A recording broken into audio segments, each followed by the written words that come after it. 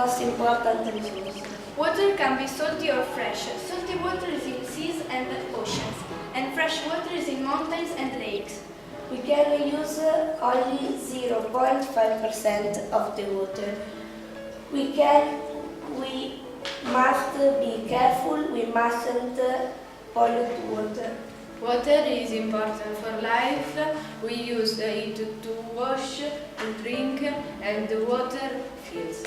We should not throw rubbish in the seas and the rivers and the lakes. And we need water to survive. Only about 1% of water is available for human use.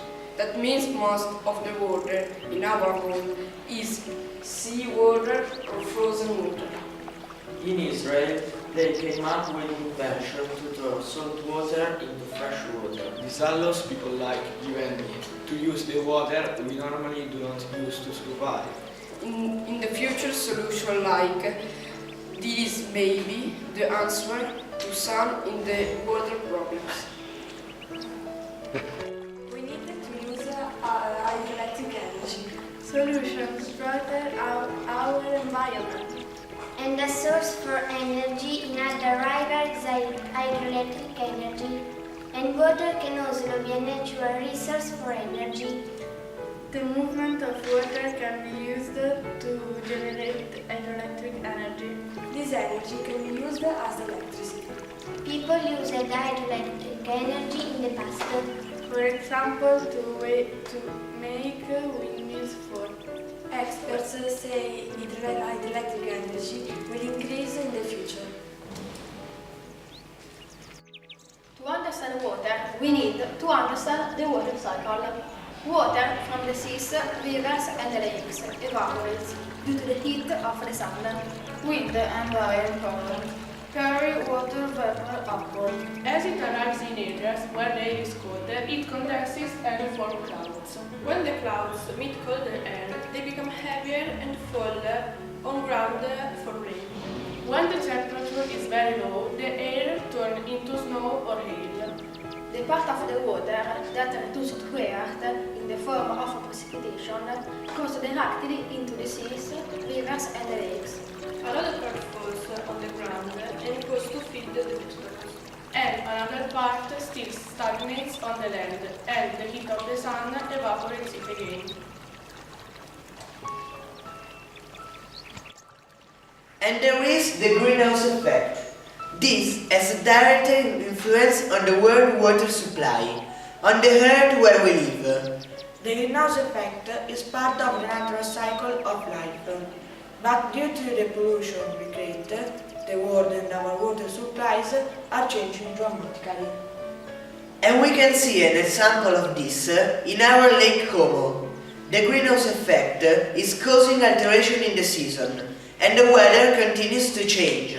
For this reason, sometimes the water in the lake is too high and the overflows, while at other times it's too low, disturbing the natural wildlife inside and outside the lake. It's important to understand how our actions can damage our environment. I think one of the best examples of this is the Pacific trash vortex. What is it? It's an area located in the Pacific Ocean where scientists have identified a high concentration of plastic and trash in the ocean water. We need to protect our waters so animals like fishes can live happily and we can avoid problems like this. This is an healthy fish, and this is the fish on the beach. That's right. For example, near the coast of Corsica in October, 2 ships crashed. They released a lot of fuel. It polluted 600 cubic meters of water, covering a 20 kilometers area, risking this sanctuary for the wildlife. This is a real problem for us and for sea animals that have to endure the fuel we put in their seas. As you know, we can't remove all the oil released. because he mixed with water in a short time. All these polluting liquids contaminate millions of fish by killing them. We risk contaminating the sea, which can affect our lives in the future. We need to remember how precious our Lake Como and its water is. According to research, Lake Como has the highest level of plastic of all the lakes in Italy. The most polluted area is in the north, and the natural ecosystem is not sufficient to eliminate all things people live in around the lake. We can make a difference. Ian Cannon was the inventor of Clean Up Sydney Harbour. He was a sailor who hated seeing all the waste with people live in the ocean, so he organized Clean Up Sydney Harbour. In this event, 40,000 volunteers turned out to help and collected over 5,000 tons of waste. And that's not all. The first Clean Up the World event took place in 1993. By 2007, 35 million people from 80 nations turned out to clean up their part of the world. We can make a difference! People come from all over the world to see Como Lake. Our famous lake has a reduction in fish and natural wildlife due to the pollution. Here you can see that people leave the lake. Plastic, cigarette butts and the fish eat this trash. And in some ways we have made progress. 50 years ago, industries released their waste into the lake. Fortunately, this is not a big problem, it's in the past, but people still pollute the lake. We need to throw our trash in trash bins, not in the water.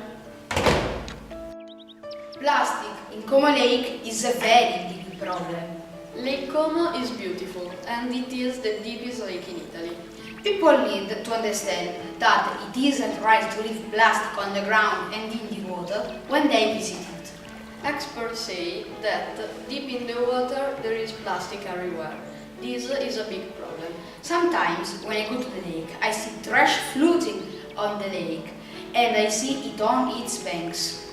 Our lake is precious, and I believe that all those people who leave trash there are people who don't respect our nature and wildlife.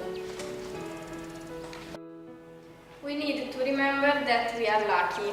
A lot of the water that passes by our school comes from the mountains very close to us. We are talking about the Lambro River. It starts here in Magregio and it flows all the way down to the Po River, which is after Milan. Magregio is the source of the Lambro and it is one of Italy's most precious resources. It's a clean river and I think we need to use our intelligence to keep all rivers clean, because pollution is due to us.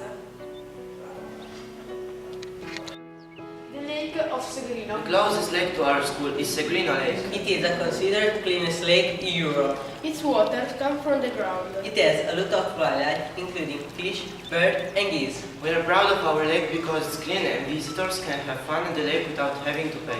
Many people go to the lake to walk. There is a 5 kilometers pedestrian path where people walk. The geese work there too. Here the geese are walking across the road and next to the lake. They have good manners. They walk at the pedestrian crossing. And speaking of water, you might wonder, what is the biggest river in the south of Italy? It's called the Volturno River. It's 175 kilometers long, and it comes from a region of Italy called Molise. The river runs through a national park of Abruzzo, where there is an important monastery called San Vincenzo al Volturno. Here you can see a picture of it. Volturno is considered the cleanest river in the south of Italy, but on the downside, people pollute it with plastic, cigarettes and even food. Ecologists have been working to prevent this pollution in the river, and luckily it is 12% less polluted compared to 10 years ago. This shows we can make a difference!